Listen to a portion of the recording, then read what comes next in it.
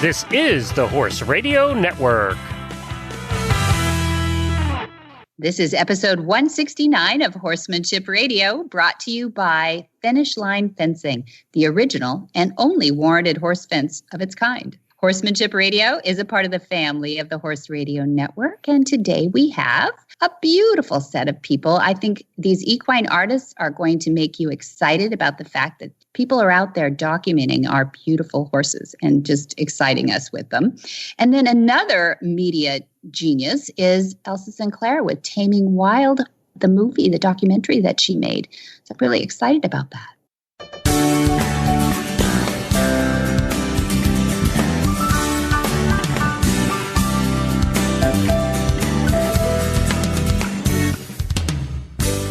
This is Debbie Laux, and you're listening to the Horsemanship Radio. Thanks for joining us. Horsemanship Radio airs on the 1st and the 15th of the month, and I have my producer, Jen, with me today. Hi, Jen. Hello, Debbie. An inspiring show coming up, yes? It is. It's really fun. I mean, it's kind of taking the left field. We're not going to be doing any horse training, but we're going to talk a lot about horses.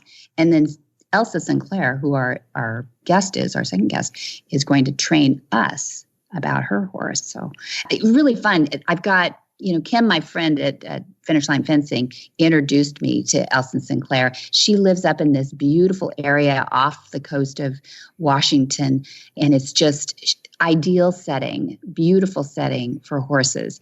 And she made this documentary like over time, so you get to see this is a long-term project. Yeah. Oh my gosh. It was so beautiful. I just hope everybody should be able to see it. And Taming Wild. I mean, doesn't everybody want to see somebody tame a wild horse? This is I just got goosebumps. One of the most fascinating topics I have come across when it comes to how humans are evolving, how they develop relationships with horses, that I've heard since I first saw Monty join up with a horse. Because that was like, earth-shattering. Oh my God, I didn't know that existed. I didn't know that could happen. That's like magic. Not really, but it seemed like it at the time. And the way she thought out of the box and said, I'm going to commit literally years of my life into studying this, and it seems magical, and it's all warm and fuzzy, but yet she is such a linear scientific thinker. It's a fantastic combination of the two. The warm and fuzzy, but no, this isn't just warm and fuzzy magic stuff. There's something going on here that can be repeatable, and it's a great conversation. This is one, Debbie, you need to write this one down. This needs to be on your American Horse Publication annual awards list. We're going to submit this one. You do, because that is a fascinating conversation.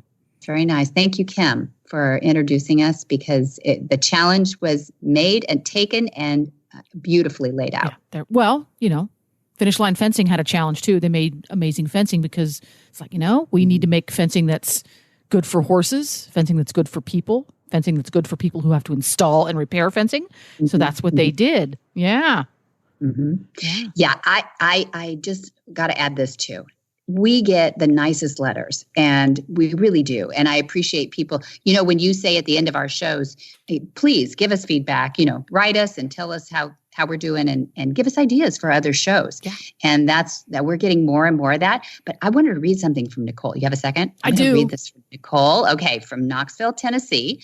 It's a great story. She says, "Hi, Debbie. I'm a civil engineer, and things can get tedious and boring. So I listen to you while I design roads and bridges.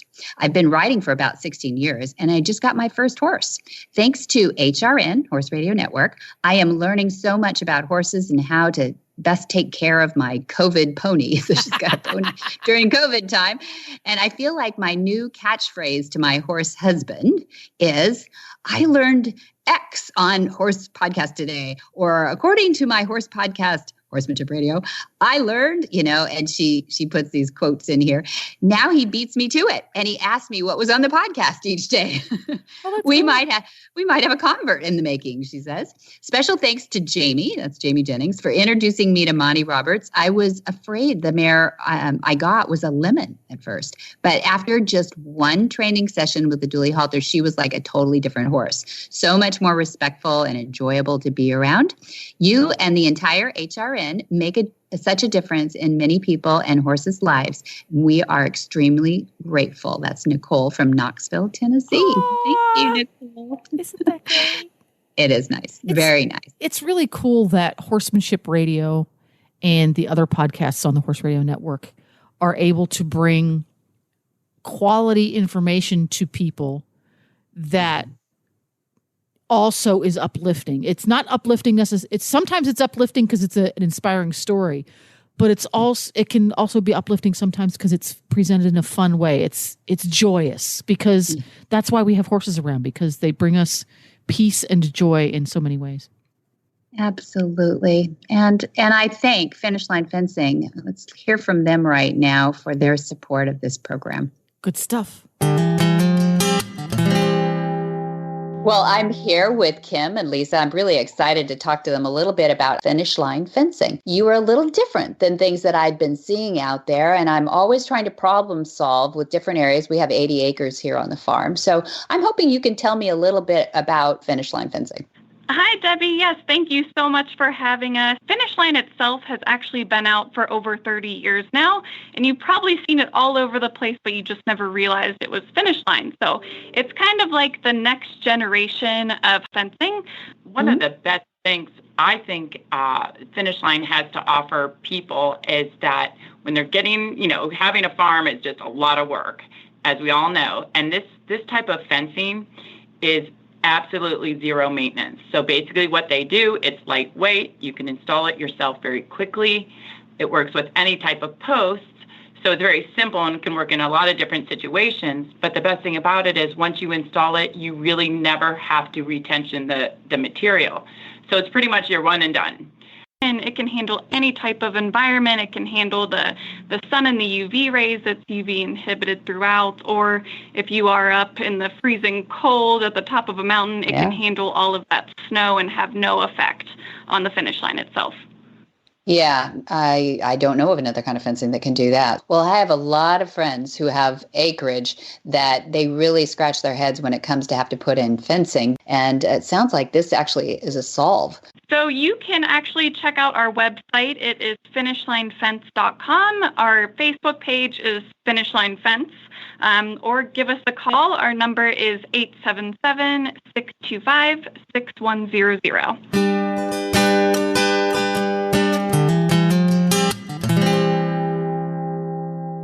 Elsa Sinclair is a professional horse trainer and instructor who brings to the horse world a unique and powerful perspective. Gathering together awareness from a variety of equine disciplines, Elsa has an enthusiasm for discovering and developing what it takes for both sides of a human-equine partnership to fully enjoy the process of learning and growing in the direction of their goals. Well, welcome, Elsa Sinclair. I wanted to get you on. How are you? I'm doing really well. Thank you, Debbie, for inviting me to join you. Oh, I'm so glad we got connected through friends and acquaintances and colleagues. I mean, your Taming Wild has gone around my circles, and I've been remiss to not have you on and get people knowing about it. Because when did you make this documentary about horses? So I actually filmed it about 8 years ago. And then as these projects happen, when I was done with the filming, I was broke and I had no money. So all the footage went on the shelf for about 4 years. Oh, shame. Yep. And then about 4 years later, I did a great big Kickstarter and I got backers and I managed to get the movie edited and out there. So it's been, I think, 4 or 5 years since we put the movie out. And I have been just amazed at how much interest there is in the world for this sort of thing. I'm so glad. Well, I'm so glad that you were gritty and determined and you did it for us, because tell people what the premise of the project was. So the premise started with a question from a student of mine. And I was teaching natural horsemanship at the time. And the student came to me and she said, "Do you really think horses like being ridden?" And I said, "Yeah, I think they love it." And she said, "No, I mean, if they knew they had a choice, would they want to be ridden by people?" And I said, "Well, I think there are Mustangs that come in off the range and they've had large independent lives, and then they learn to really enjoy being ridden by humans." And she asked me again, she said, but do you really think those horses knew they had a choice? And at that point, I was a little bit stuck. I said, I'm not even really sure how to answer that question. And it got stuck in my head. And I thought, has anybody ever really done this? Because usually there's some sort of a motivator to get horses to be ridden, whether it's a small space or food rewards or the pressure from a rope or a flag. Mm-hmm. I thought, is there anybody out there who's really not pressured a horse into being ridden? Mm-hmm. And I really had trouble finding anybody who had documented it anyway. So I went around telling all of my horse trainer friends that somebody should really do a project where they documented this. And everybody laughed at me.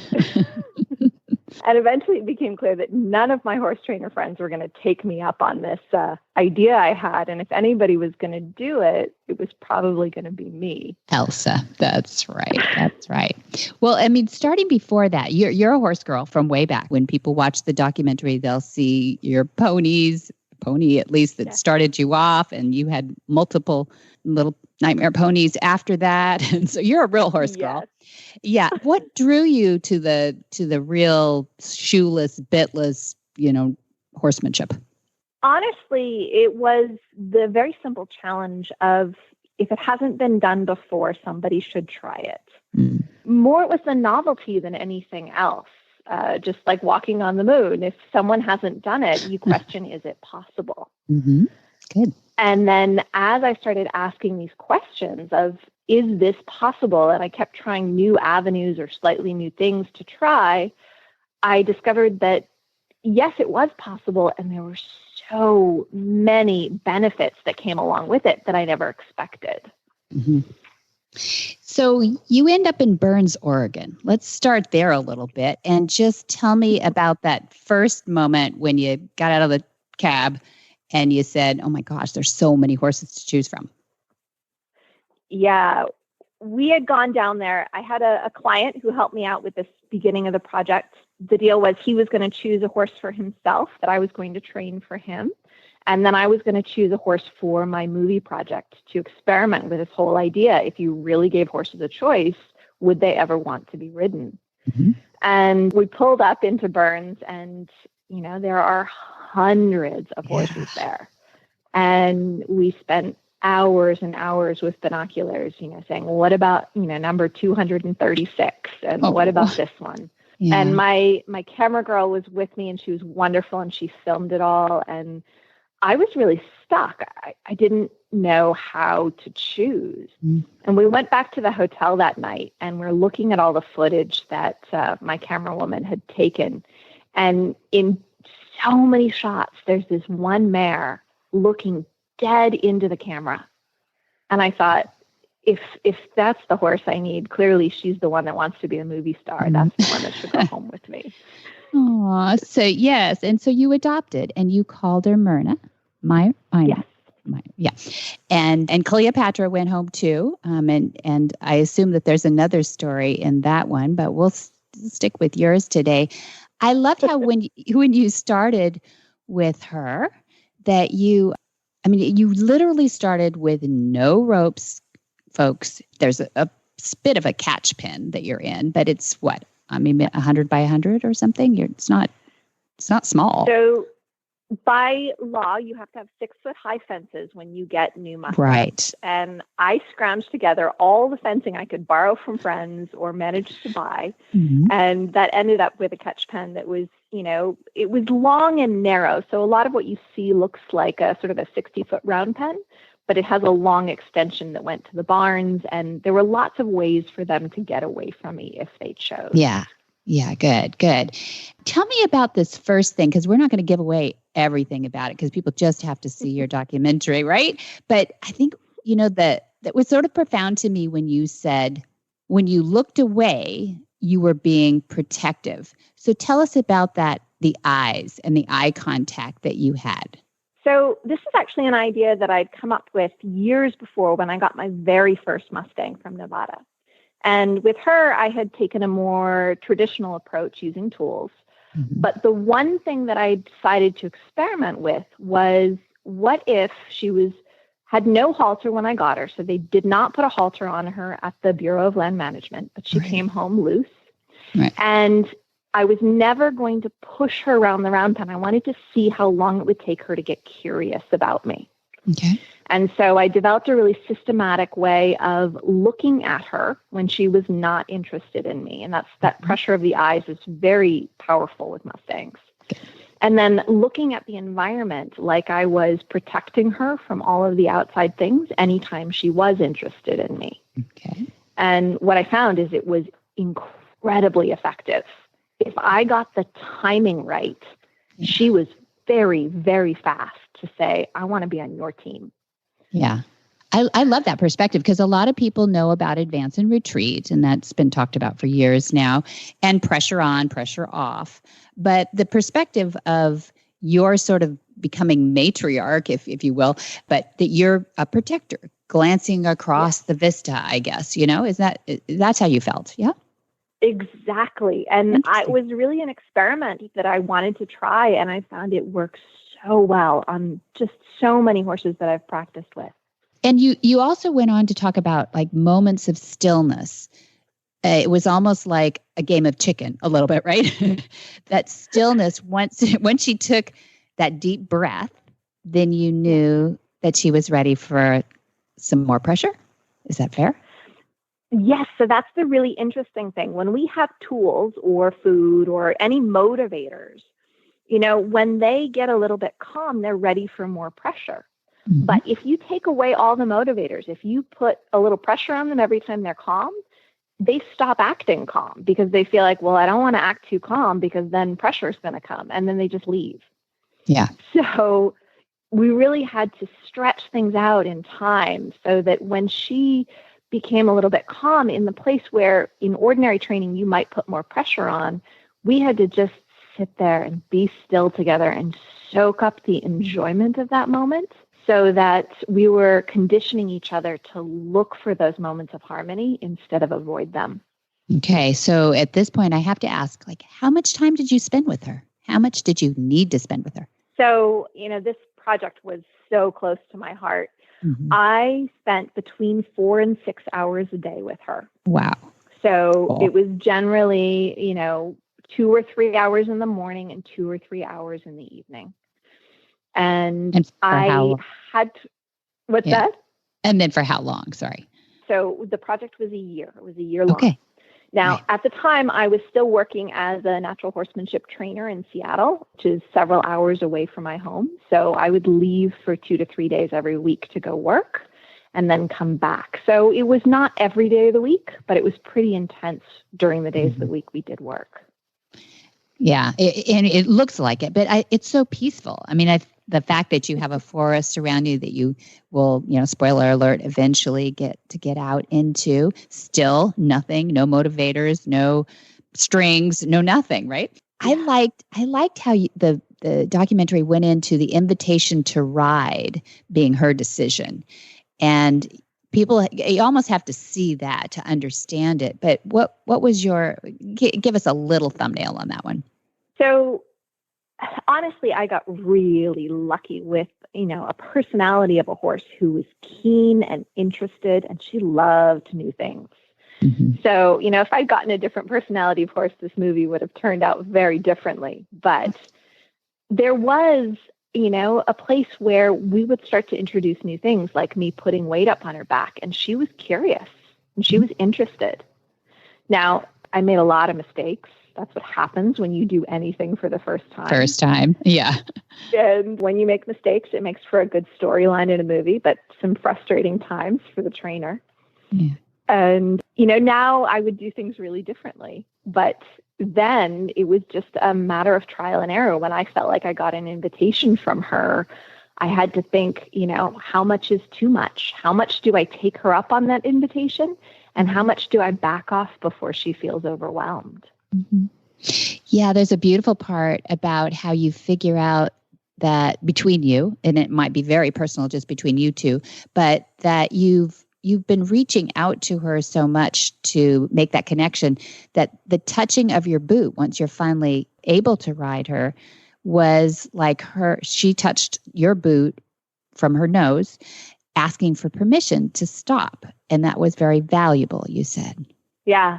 And this is something that without tools or motivators, I did borrow some of those ideas that come from clicker training and food reward in terms of a target. And so she very often used my hand or my foot as a target to say, could we make this a little easier? I didn't have any food to reward her with, but I certainly could just take a moment and take a breath. And that, bridged into the same reinforcement ideas without having the power of a motivator. I love that. And you stayed true to your premise of the project too, which is not to use. So, and how do you feel now do you feel like it's necessary to be a clicker trainer with food or a clicker trainer with a marker? Or do you think we can take off from Elsa Sinclair and figure out how to do this without those motivators? So the thing about motivators is it makes everything faster. Faster. Yeah, exactly. And I joke that freedom-based training, which I do, is the slowest method of training a horse on earth. The upside of that is I have a lot of students who practice freedom-based training now. And what I find is it teaches feel and timing. So, the best horse trainers in the world have come across horses that were more difficult, that, didn't respond to the motivators as well as every other horse. And if you ask any really great horse trainer, they're going to say those really difficult horses were the ones they learned the most from because they had to hone their feel and timing to a bigger degree. Right.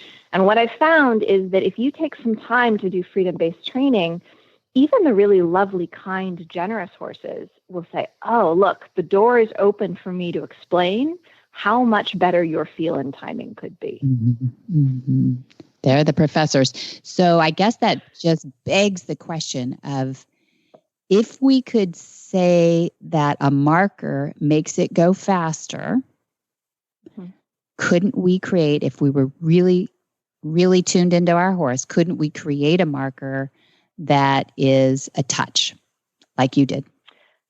Absolutely. So, but the thing is, it's not the marker that's powerful. It's what the marker signifies. Right. And without the food reward, it's just such a low intensity. It takes a very, very long time to develop that as it's still going to be a motivator. If Myrna touches my hand and she knows I'm going to stop and take a deep breath, that's still a motivator for her. But it took us months to build that as a reliable motivator, whereas a food reward you can build within an hour. Yeah. Yeah. But your timing doesn't get as good as Elsa's and Myrna's. Right. So, and that's what this is for. Yeah, exactly. And if somebody really wants a relationship with their horse, that would be the ideal. That first ride that you took on the beach was, I don't know if that was the first one that's in the movie, but that ocean scene, talk about trust your horse, trust no equipment, trust yourself, trust your seat. It was beautiful. It was beautiful. And the baby running along. Spoiler alert on that too. But is there anybody that we need to give credit to in this besides Myrna and Elsa and all those people that support your Taming Wild documentary? Anybody else you want to throw a thank you out to? Oh, there are so many that I should throw a thank you out to. Probably the biggest one, though, is my mother. My mother has always been sort of a maverick, and she loved giving us all challenges. As a child, she taught all of my friends to ride horses, and she loved to give us a puzzle to figure out without giving us the answer.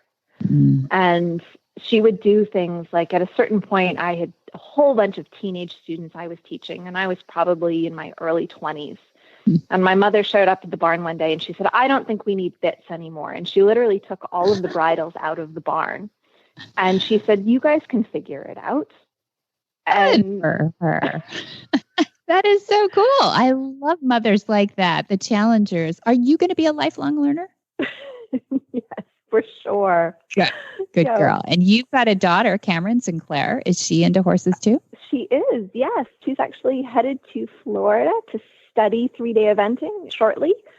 And, as it is, we've got a lot of generations of horse trainers in the family. But as it often happens, we've each gone sort of a slightly separate way.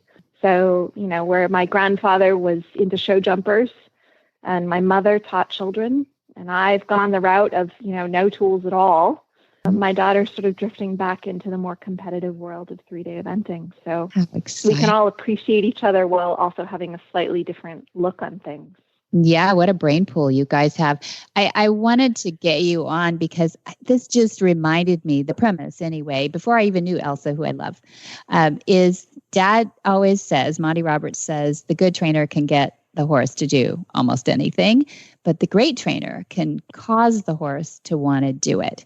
And I think that's what you captured here, Elsa. And it's so great to have it documented that we can actually train so that the horse understands and actually acknowledges that it's okay to be with humans on their own scale, on their own time. Yeah.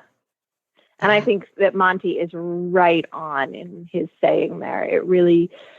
It's profound, and it's not all or nothing, black or white. I think it's a spectrum. To what degree is the horse doing it because they have to? And to what degree are they doing it because they want to? Right. Exactly. So we'll have to have you over to the farm sometime, get you down the coast to Solvang, and we get you playing with the deer. If you think that flight mechanism isn't, it's very tuned in, and it's a lot of fun. I have to say, Monty was a huge inspiration for me. Even though a lot of the stuff he does uses tools for the expediency of training, his theories hold true. A lot of times I would say, okay, here's where I am and here's what I need to develop.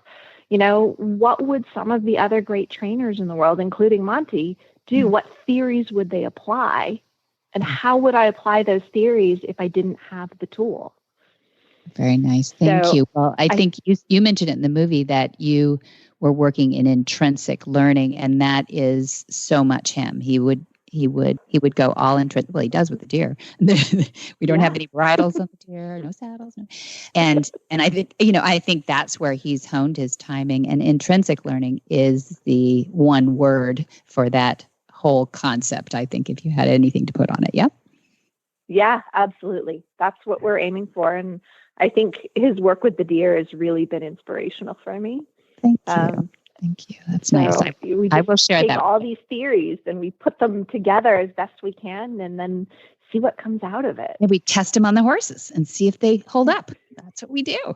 Well, you got some more documentaries out there. Tell us about that. So after the first documentary, people loved it. I was really surprised how welcome it was in the world. And the question I often got back is, so this was a clean, fresh slate from the wild. She knew nothing about people.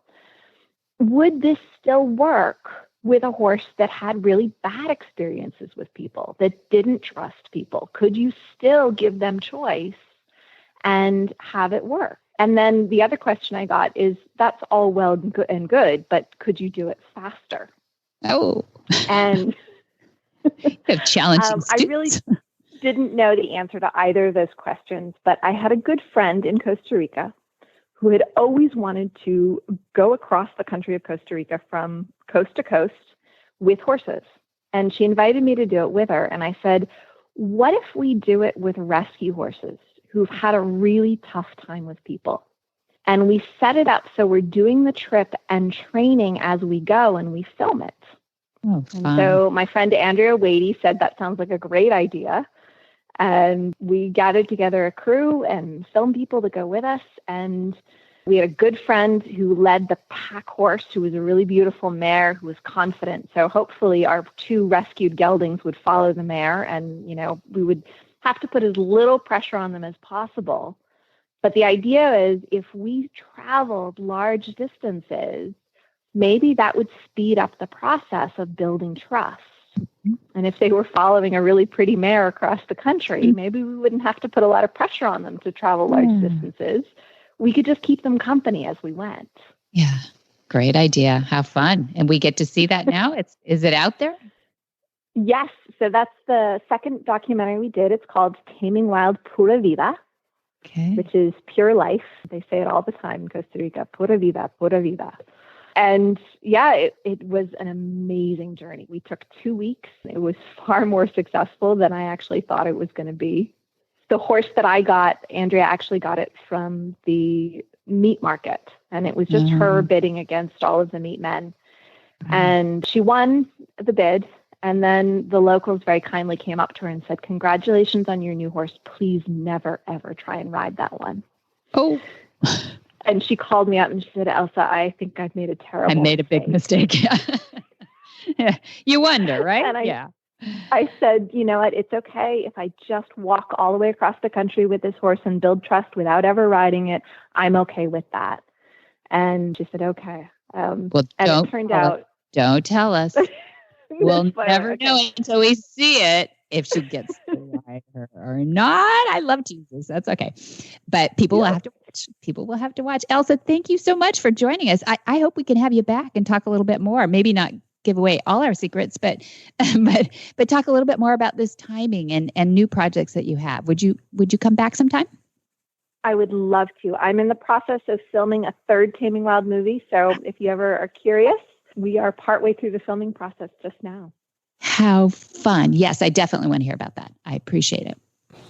Hi, I'm Monty Roberts. And I'm coming to you now to talk about the Monty Roberts Online University. You know, there ought to be 6 months in everybody's life where they just live with their animals. I've been staying home, but 3 months now, I've been home with this virus thing. And the things I'm learning, we're bringing you a new series. What horses see, how horses see, and about horses seeing things. The online university is bringing you the last 3 years of my learning process, which I promise you is the learningest years I ever spent. The Monty Roberts Online University, you won't miss a minute of it if you get started on it. I love bringing it to you, and it's my shot to take my concepts to the next generation. Tyler Robertson is a tour de force when it comes to equine and portraiture subject matter. His large contemporary approach has led to many successes and to his painting being collected all over the world. His paintings have an incredible sense of power and movement. The scale alone allows you to really feel the action and become a part of the scene. Tyler says, "I love to paint on a large scale. I want to lead the viewer around the painting, feeling immersed." His trademark style often incorporates paper decoupage along with the texture of the paint. In 2016, Tyler was chosen as the official artist of the Breeders' Cup. His painting graced the front cover of their program, and Tyler teamed up with select brands, assisting them to launch clothing lines, too. He is represented in the Crossgate Gallery Sporting Art Auction at Keeneland Racetrack. This places Tyler's work alongside great artists such as Andre Pater, Kwang Ho, Leroy Neiman, and Peter Howell. Tyler enthuses, "I want to give people my best work that's contemporary but will remain classic." Tyler doesn't miss an opportunity to use his talents to give back. Since his official entrance into the art scene, he has raised more than $50,000 for charities in Louisville and across the country. He's not shy to work in front of a crowd. Each year, he donates his time to several charities and paints during events to then have the completed painting auctioned off to raise funds. Well, welcome. We've got two renowned artists on the line, and I'm really happy to have you both on at the same time. I thought it'd be kind of fun to do a little artist session here, too, between Tyler Robertson and Pat Roberts, both artists, and both you've all worked in different kinds of mediums. Tyler, I'll start with you. You caught my eye. Friend of mine, Natasha, friend of ours, Natasha told me about your work and that you've done a lot of work. Well, you're in Kentucky, right? Is that where you are now? Yes, I am, Debbie. Great to have you on. And she says that you are a tour de force in Kentucky and that you are not only wonderful for the equestrian world down there, and raise a lot of funds for charities and everything else too. But you've made the cover of you were the official artist of the Breeders' Cup, and you made the front cover of their program. And you're just a young man who's really moving and shaking in the equestrian world. So I wanted to talk to you about some of that and bring Mom in here first to say, what was your impression, Mom? You were looking through all the portfolio of Tyler's on his beautiful site, tylerrobertsonart.com. And doesn't it just make you want to go ride a racehorse or something, or polo? Almost. Seriously. You are very, very talented, and I really enjoyed flipping through here and looking at all your various topics, but mostly horse racing, which, of course, we love too, because that's what we do here on Flag Is Up Farms in Solvang, California, long ways from Louisville. That's right. Well, I tell you what, I'm embarrassed over here. I wasn't prepared for so many compliments and all this positivity here. Yeah, Natasha did say tour de force, which I thought was a nice choice of words. It feels good. So yeah, thanks. And horse racing is kind of a large part of what I do. Of course, being here in Kentucky, and I've kind of become friends with a lot of people in the business. So just kind of been a big part of what my focus is on a lot of my artwork. Mm-hmm. Seriously powerful and moving, big pieces, and I would say tips to the more modern side, but there's horses through and through there. Tell us a little bit about your background. How'd you get horses going on in your art? Well, I did not grow up in Louisville, Kentucky. I just kind of ended up here through a mutual friend, and I actually moved to Louisville on Derby Day. I didn't realize it was Derby Day at the time. So I moved in, and actually just a few miles down from Churchill Downs. And so as I'm, moving my furniture in, and every time I go out to my car to get the next load to move into my apartment, people are stopping and asking if I need a ride, to the track and this and that. And I'm so confused about what is happening. And I just thought everybody was super friendly, which they are, but people are offering me rides down places. I was very confused. And as I went through school, I became very close friends with a group of guys in the equine program there at University of Louisville. And they introduced me to horse racing and showed me everything that was about. Me being from east of Indianapolis, I was used to open wheel IndyCar racing. So it took me a while to understand why anyone would want to watch something that's traveling very slowly. I'm used to watching cars go at 230 miles per hour. But then I was completely hooked in the culture of horse racing and everything that goes on with it, front side, back side, learning to look at horses, seeing what people are looking at when they're buying horses, and which really helped me out when it came to painting them later on for commission work, because you have to look at them so much in such a different way. Just they're looking through the eyes of like an owner, which they look at things, very, very detail oriented. So as I became close with this close group of guys and was getting into my painting career, that's just kind of what I started with. I wanted to give some gifts, people who were buying new houses or getting married or having children. And so I thought, well, I'll paint a racehorse, and I got some really good feedback from it. And it just kind of took off from there. So I just practiced and stayed with it. And, one thing led to another. And then commission work came along. And that's just kind of always been that's my real focus. And I'm such a lover of the sport and the culture that if I'm not painting something else, I'm painting horse racing. Nice. Well, you do a wonderful polo horse as well. Mm-hmm. I'm at some of your paintings here on my computer, and you capture the movement. And I really appreciate that, because movement is everything with sculpture, as you can imagine, with bronze, trying to make it move. And so I'm looking at what you've accomplished here, and you do beautiful work.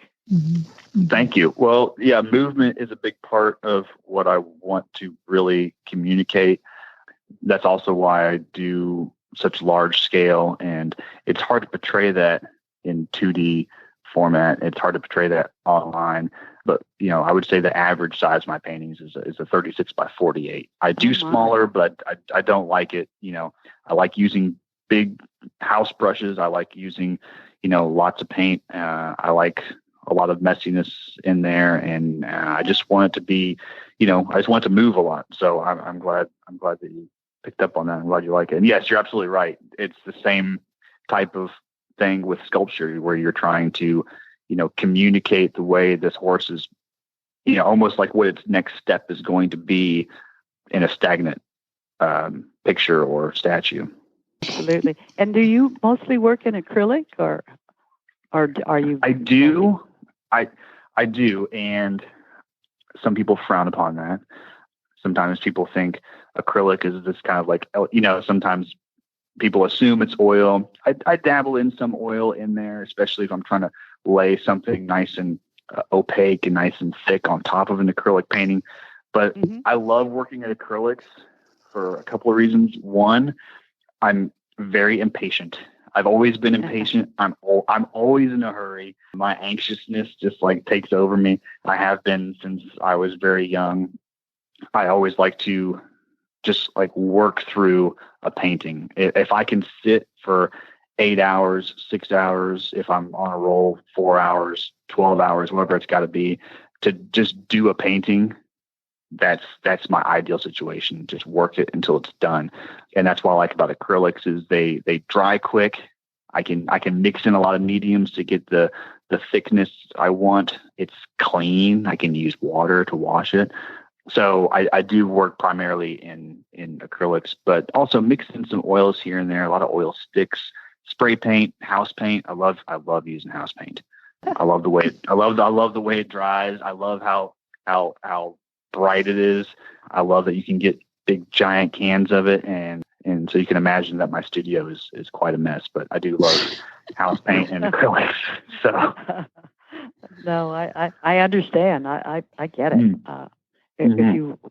If you are using oil for a painting as large as you like to create, it takes forever.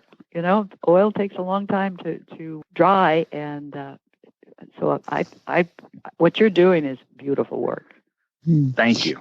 Tell me about confirmation. You seem to nail this now, growing up around horses and everything.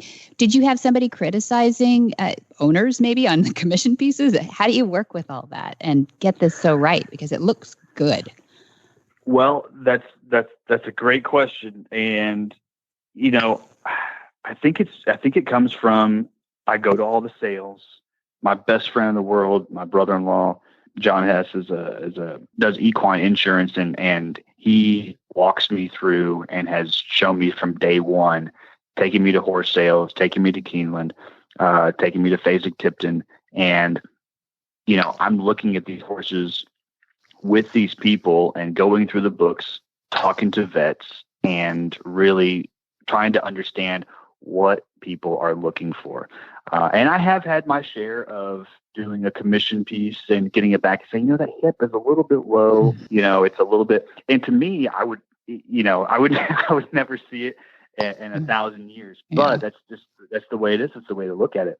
So I have gotten some criticisms here and there, but I encourage that. I try to tell people right away. I say, look, I see this differently than you do. So don't hold back. I want it to be right. So you tell me what you see and we will fix it. And commission work it can be tough, especially dealing with a horse or a horse and rider, especially if it's a specific jockey that you really got to get it right. And it is nerve wracking. It's like painting somebody's child. Yeah. I've got all kinds of stories about that. Yeah. Sure. Of course. I really understand. Yeah, and it's like they see them different. I don't know this person, so or this horse or this this situation, and so what they have invested in emotionally, I'm trying to capture through paint. So that's why I love having even if I'm working with a gallery, I like to have a conversation with the person that I'm working with. I don't like to go through a third party because I want to have that connection, and I want them to understand that I'm here to help communicate this as best as possible. And there's just a lot of back and forth that needs to happen to make it right. Mm-hmm, mm-hmm. Yeah, you know what you two have in common, besides good conformation and good horsemanship, is you're not shy to work in front of a crowd. So, Tyler, tell us a little bit about some of the time that you donate to charities. Oh my! Well, yeah, first time I did it, I was a total mess. You say yes to everything, especially as an artist. You just say yep, and I'll figure it out. I don't shy away from talking to people publicly. It doesn't really bother me. Mostly I pretend it doesn't bother me. And if I pretend long enough, then it kind of works out. So I do a lot of live paintings, not so much anymore. It's work has gotten very busy, so I had to cut back a little bit, but I do a lot of live paintings for different charities throughout the year. I have a few that I still really hang closely with and work with. And usually over the course of, sometimes like an hour and a half, like a cocktail hour, I'll work a large piece that will then be donated upon. And it gives me an opportunity to paint in front of people. It gives people an opportunity to, watch it kind of come to life, and they kind of have a story to tell. And then the piece gets auctioned off, later on during the auction, and help raise money for these different places. And there's been some really, really great pieces come out of those. I've had some great times doing it. I love being in front of people. I love painting in a tuxedo. That's like one of my favorite things. People freak out if I'm wearing That's a great touch. Yeah. I love doing that. I'm still wearing an apron, but I am being careful. I've had some very difficult situations. I was thinking about that on the way here before you called. One time I came down literally with the flu in the middle of a painting. And I felt it come on, the chills. I started sweating. I was like, oh my gosh, what is going to happen? So I've had some great ones. I've had some difficult ones, difficult situations, being out in the heat. All of a sudden it gets dark, or the lighting's bad, or, and so it's a great way to find out and think on your feet and make decisions on the fly. So I encourage anyone to do that, is to paint live in front of a large group of people. It'll help you grow for sure. Well, I've had a little experience with quick draws. As you can well imagine doing a sculpture, and you have a time element of like an hour. And when it's finished, it's auctioned off, but then you can take it home and do a little touch up on it, but it's been fun. It really helped me get faster, because I've over the years, I've been really slow. And when I did my first quick draw in about 10 years ago, I guess in Wickenburg, I found myself after that just getting faster and faster and do something that's meaningful. Yeah, you have to make decisions and just go with it. Yeah. Well, likewise. I commend you. So what is the biggest downfall of doing speed like that? Do you just is it hard to set up the scale of the horse, or is it difficult to get your clay warmed up, Mom? Or what's the biggest challenge? The biggest challenge is getting your clay warmed up. Yeah, and, it just so happened that the first two that I ever did, your dad was there. And I put him to work, and it really helped. It made a big difference, too. And in fact, my horse, it was a horse standing up on his hind legs and feeling good, I think was the name of it.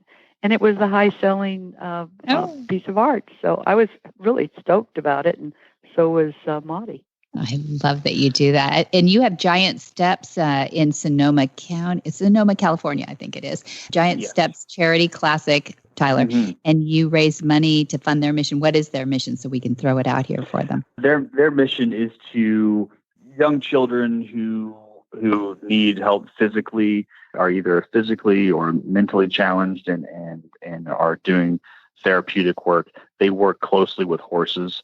And so they bring these horses to them and teach them lessons and teach them love and caring and some riding skills and some life lessons using equine animals.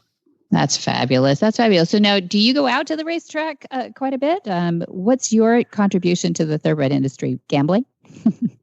I've given my fair share to gambling. Yeah, I go to the racetrack as often as I can. I go to Churchill, of course, all the time because it's in my hometown. I go to Keeneland even more so because it's just down the road.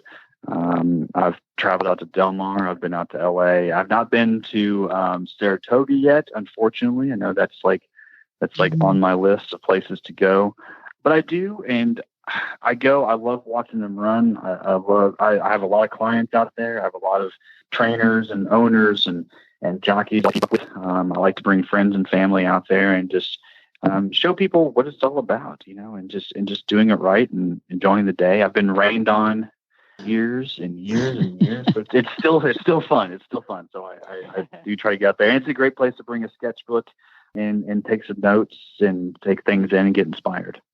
Yeah, great. I just think, that horsemanship is not complete without art. I really believe that because I think you guys inspire both in bronze that'll last forever. I mean, we still find bronze from Roman times and beyond, right?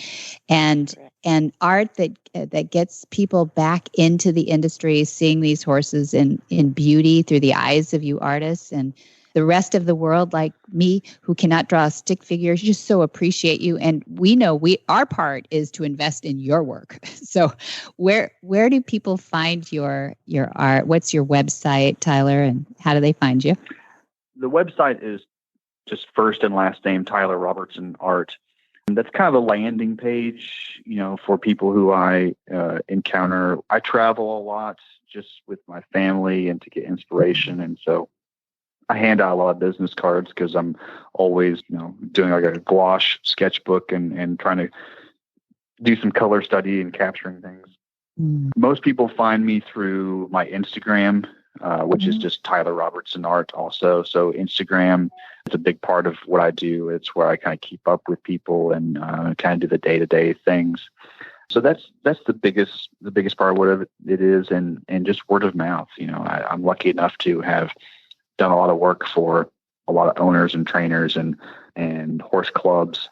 So, when they get that next big race or they get that next, winning horse, a lot of times they're gracious enough to reach back out to me and say, hey, we just nailed it on this race. We want to capture it. Can you do this for us? Yeah, what a great way to capture it too. Better than some dusty trophy, another dusty trophy up on the another trophy for the mantle. Come on, let's make something fun. Let's get some feeling in there. Exactly. I love your feeling in there too. And Mom, your bronze is found on a website that you've got, patrobertssculpture.com. What will people find there? They will find about, let's see, I'm trying to think how many years, probably 60 years worth of work. Wow. Yeah. Maybe a little less than 60, but on my website, you'll see the very first bronze that I ever did.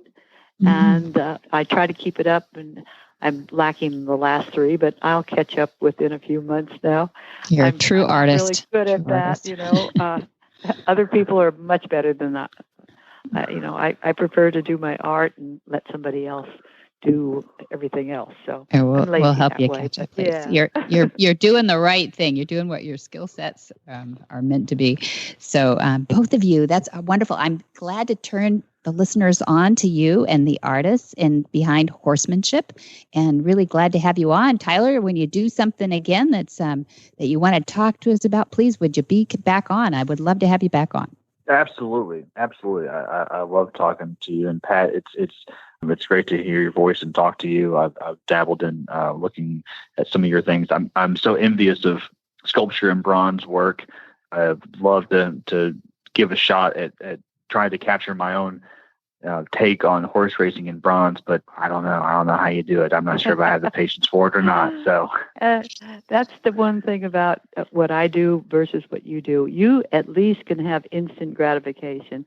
Bronzes take so long, and it does. Or it does for me. Even though I did get a little faster after the quick draws, it still takes a long time. Well, maybe we'll have Monty out there to Kentucky to warm up the clay, and we'll get Tyler in it. Yeah. There you go. That's what we need. That's right. Well, thank you both for taking your time out today. And I know you guys' schedule is crazy. So thank you so much for being on Horsemanship Radio. Whisper the language language of the herd. Listen, you don't have to say a word. It's time for Jamie Jennings to fetch an email from Monty Roberts' inbox and share a morsel of Monty's wisdom in a little segment we like to call Ask Monty. Leave this world a better place than mine. The magic in the language of the herd. Dear Monty, what is the most subtle evidence of acceptance from a horse? Working with a Mustang who I've never seen lick and chew, blink, sigh, yawn, yet I've gotten him through haltering and even putting on a bareback pad. Do I need to go way back to the beginning? I have not done a join-up. He's at a rescue and they don't have perfect facilities. Monty's answer. Please keep in mind that licking and chewing is a manifestation of the reduction of adrenaline. It is a sign of relaxation. I cannot remember a single Mustang who didn't eventually lick and chew. You don't have complete relaxation, and you ought to continue to try and get it. Read all you can about join-up, send away, and invite in, repeating this process until you get relaxation. Learn as much as possible what the human should do and what could be expected from the horse. Licking and chewing and lowering the head are two very important gestures. I guarantee you will get it when you successfully conduct the human gestures I have outlined for the join-up process. I would suggest not going much further until you cause this relaxation to occur. The facility is not important. The actions are. Find or create an enclosure that has sides that are at least 5 to 5.5 feet in height, straight up and down. For safety, if you use panels, a clearance from the ground of 10 to 14 inches is best. A diameter of 16 meters is right for a saddle horse, about 50 feet across, remembering that every 2 feet adds 4 around. For more of these insights into good horsemanship, go to montyroberts.com and click on the words Ask Monty at the bottom of the page. What in the wide, wide world of sports is going on here? Where in the world is Monty Roberts? Monty is looking forward to meeting some new friends, two-legged and four-legged. October 23 through 25, we have our Horse Sense and Healing. Then November 6th, we have a lot in November, so pay attention here. We've got November 6th through 8, we've got Intro Course Module 4, and that's preparing for the intro exams. Then we jump back into from the beginning. The Module 1 is November 10 through 12. That's First Steps to Monty's Methods. Then we have a Horse Sense and Healing, actually, in between that, 13 through 15. So if you know anybody for that, ring me. And then we've got November 17 through 19, we've got Introductory Course Module 2, that's Join Up. And then on November 20 through 22, we've got Introductory Course Module 3, that's Long Lining. Now we've come full circle. Okay, and then in December, we have Module 4. December 1 through 3 will be Module 4, and that's preparing for those intro exams. And then December 4 through 6, we have the Horse Sense and Healing program. And long-term planning, February 8th, we have another Monty special training. So did you commit that to memory? Wowzers, not all of it. There's a lot going on at Flag Is Up Farms. And for now, at least, Monty's going to hang out there. Yep. That's right. No COVID travel yet. No travel just yet. But, by February, that might change. Things might be changing up a little bit.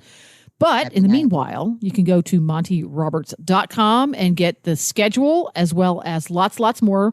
montyroberts.com got a facelift recently, and it is beautiful and so easy to navigate. We love it. Yes. Yeah. And the Monty's calendar, you can call people too. We have nice people there at the office. Adam at the office will answer at 805-688-6288. There you go. And then, For details about today's show, what about it? Go to horsemanshipradio.com where you find links, photos, and more information about our guests. I hope. Lots of information, actually. We have some good stuff up there.